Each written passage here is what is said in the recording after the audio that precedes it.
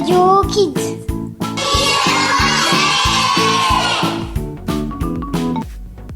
Bonjour, nous sommes Daniela et Léo de la classe de CM1 et nous allons vous présenter cette émission. Aujourd'hui, on va vous parler de la journée de l'environnement, du concours des incorruptibles, de la cité de Petra, de Christophe Colomb, et nous écouterons les virelangues et une poésie des petites sections qui passent à la radio pour la première fois.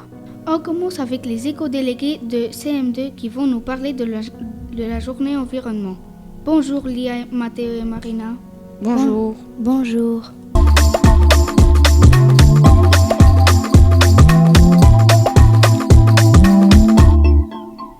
Pourquoi cette journée ? La Journée mondiale de l'environnement 2023 est un rappel que les actions des citoyens en matière de pollution plastique sont importantes. Quelles conséquences a la pollution plastique ?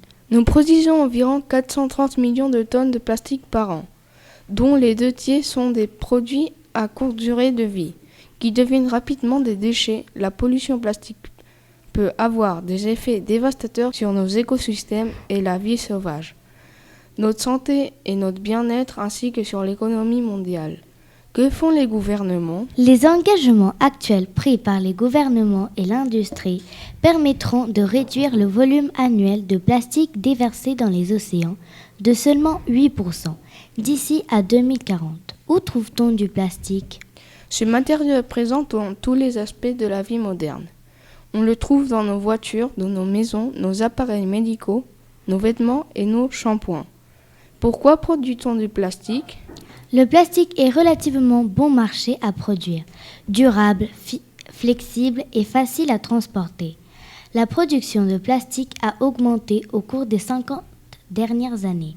Et si aucune mesure n'est prise, la pollution plastique devrait tripler d'ici à 2060. Que peut-on faire ? Pour cette raison, il est important d'adopter dès que possible une économie circulaire plus saine et plus viable. La pollution plastique peut être évitée en prenant des mesures dans tous les secteurs de la société. Il est possible de la stopper. Par exemple, nous pouvons modifier notre comportement pour éviter autant que possible le plastique à usage unique. Apportez vos propres sacs au magasin. Évitez d'acheter des produits suremballés. Achetez des articles avec des garanties prolongées dont la réparation est possible. Partagez des solutions lorsque vous en trouvez avec vos amis et sur les réseaux sociaux. Les initiatives de chacun pour combattre la pollution plastique comptent. Chacun de nous peut prendre la parole et utiliser ses choix pour provoquer le changement. Nous avons regardé des vidéos sur la contamination des océans. Nous sommes tristes d'apprendre que les animaux meurent à cause de nous.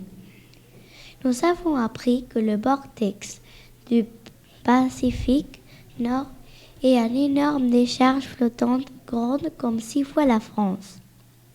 On l'appelle aussi le continent plastique. En effet, des courants marins forment des tourbillons qui attirent des détruites à cet endroit. Nous avons proposé des actions pour réduire les emballages, comme le goûter sans déchets plastiques. Nous avons dessiné des affiches contre cette contamination avec des slogans comme « Pour un monde meilleur, réduis, réutilise et recycle ». Plus de plastique pour les poissons, non au plastique. Un petit plastique pour l'homme, un grand plastique pour l'humanité. La planète ne va pas se nettoyer toute seule. Attention, nous voulons une planète saine. Et toi, que fais-tu ? C'était très intéressant. Maintenant, c'est le tour de Valentina et Laura de CM1. Bonjour les filles. Bonjour.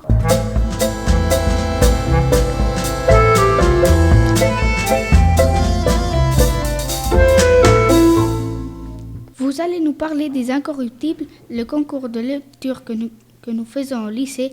Et pour répondre à vos questions, Luciane est avec nous dans le studio. Bonjour Luciane. Bonjour les enfants. Bonjour Luciane. Laura et moi, on va te poser des questions sur les incorruptibles. Luciane, qu'est-ce que c'est les incorruptibles ? Les Incorruptibles, c'est un concours de lecture qui est organisé par une association qui s'appelle Les Incorruptibles, qui est en France. Pourquoi fait-on les incorruptibles ? Pourquoi on fait les incorruptibles? Parce qu'au lycée, on pense que la lecture, c'est important, que les livres sont importants, et parce que vous aimez beaucoup. Au mois de septembre, généralement, quand vous revenez juste après la rentrée, vous me demandez tous « Quand est-ce qu'on commence les incorruptibles ?» Depuis quand le lycée participe aux Inco? Alors, le lycée participe aux Inco depuis à peu près 10 ans. Est-ce que toutes les classes du lycée français lisent la même quantité de livres? Non. Il y a une catégorie de livres, un groupe de livres qui est pour chaque niveau. C'est-à-dire que pour les CP, il y a des livres. Pour les CE1, il y en a d'autres. Pour les CE2, CM1, il y a d'autres livres. Pour les CM2, 6e. Et j'ai oublié, cette année, on a même fait avec les maternelles. Où tu ramènes les dessins des Inco? Alors, les dessins des incorruptibles, je ne les emmène pas, je les envoie par courrier. On les envoie à Paris, à l'association des incorruptibles. Et il y en a à peu près... vous êtes tellement productifs et vous faites tellement de jolis dessins qu'on en a à peu près 1 kg, 1,5 kg. Qui décide du gagnant du concours de dessin? Alors, le gagnant du concours de dessin, ce sont des illustrateurs en France. Tous les ans, ils choisissent 2 personnes ou 3, je ne me rappelle plus bien, qui choisissent parmi tous les dessins qui ont été envoyés. Combien de prix le lycée a-t-il gagné depuis qu'il participe au concours de dessin? Alors, je ne sais plus, mais si on allait dans le couloir, on pourrait compter parce qu'on a les tableaux des dessins qui ont gagné. Donc, ce que je vous propose pour avoir la réponse à cette question, c'est de monter dans le couloir de la bibliothèque et compter combien il y a de tableaux au mur. Merci, Luciane. Merci beaucoup, les enfants. Moi, j'ai beaucoup aimé. Et toi, Léo? Oui, moi aussi, j'ai trouvé ça bien. Maintenant, on va écouter le reportage sur Petra. Daniela, tu sais ce que c'est Petra? Non, je ne sais pas, mais on va bientôt savoir en écoutant Tristan et Oliver de ses mains. Bonjour les garçons. Bonjour. Bonjour.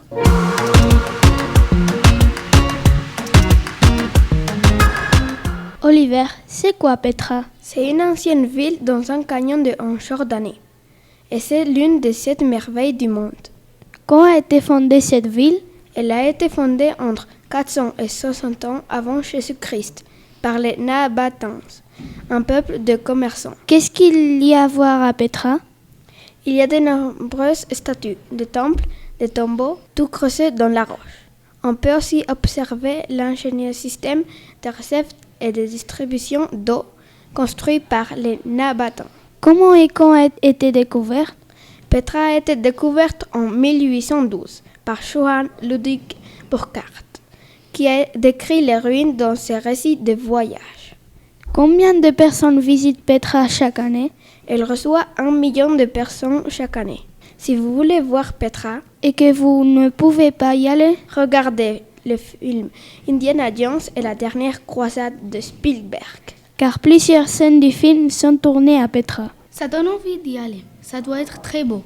Nous continuons avec le portrait de Christophe Colomb. Celui qui a découvert l'Amérique? Oui, et c'est Enzo de ses mains qui va nous en parler. Bonjour Enzo. Bonjour.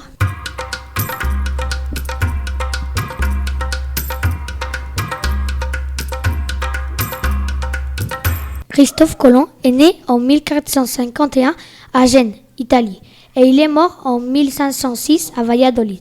Il est un navigateur. Selon lui, un océan unique sépare l'Europe de l'Asie. Il veut donc partir à l'ouest et trouver une nouvelle route pour atteindre les Indes, avec lesquelles l'Europe fait beaucoup de commerce, notamment des épices.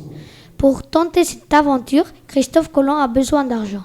Le roi du Portugal refuse de l'aider, mais il convainc les monarques espagnols Isabelle de Castille et Fernando d'Aragon, les rois catholiques, de financer son expédition. Le 3 août 1492, il part pour les Indes avec 3 bateaux, la Pinta, la Niña et la Santa Maria. Il arrive le 12 octobre de la même année sur une île, que l'on appelle aujourd'hui l'île des Bahamas, persuadé qu'il est en Inde. Au retour, la Santa Maria fait naufrage et il arrive avec la Pinta et la Niña à Lisbonne. Le 15 mars 1493, il débarque à Palos, province de Séville, pour voir les souverains espagnols. Il a mis 35 jours pour arriver en Amérique, lors de son premier voyage, et il est allé plusieurs fois là-bas, avant sa mort. Il est mort le 20 mai 1506, à 55 ans. Il n'a jamais su qu'il avait découvert un nouveau continent. Quelle vie passionnante! Merci Enzo. C'est le moment d'écouter les virelangues. Léo, est-ce que tu en connais? Oui, quelques-uns, mais j'ai envie de connaître plus. Alors, écoutons les CE2. Bonjour Sophia et Jorge. Bonjour.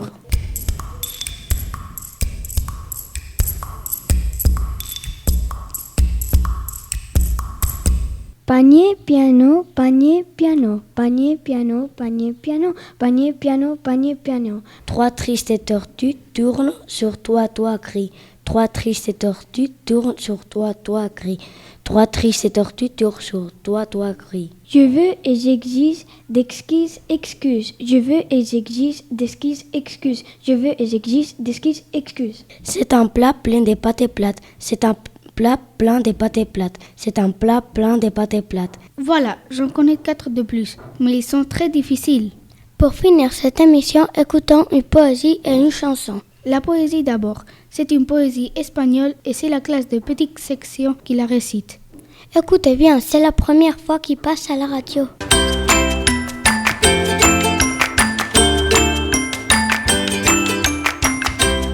El pato y la pata tuvieron un patito muy chiquitito, muy chiquitito. Un día el patito salió a pasear, andando, andandito, llegó a la ciudad. ¿Y sabéis qué es lo que vio en esa ciudad? Coches que corrían sin parar. ¡Qué casas más altas!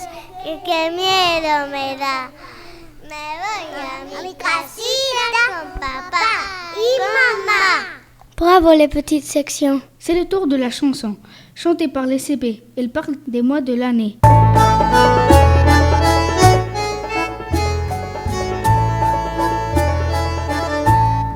Les 10 mois de l'année. Janvier, février, mars, avril, mai, juin, juillet, août, septembre, octobre, novembre et décembre. Janvier, février, mars, avril, mai, juin, juillet, août, septembre, octobre, novembre et décembre. Et c'est terminé, on a fini cette année. Il faut tout recommencer pour une nouvelle année. Il faut tout recommencer pour une nouvelle année. Au revoir, à bientôt. Radio Kids. C'est malheureusement la fin de cette émission. Merci de nous avoir écoutés. Et à bientôt. Radio Kids.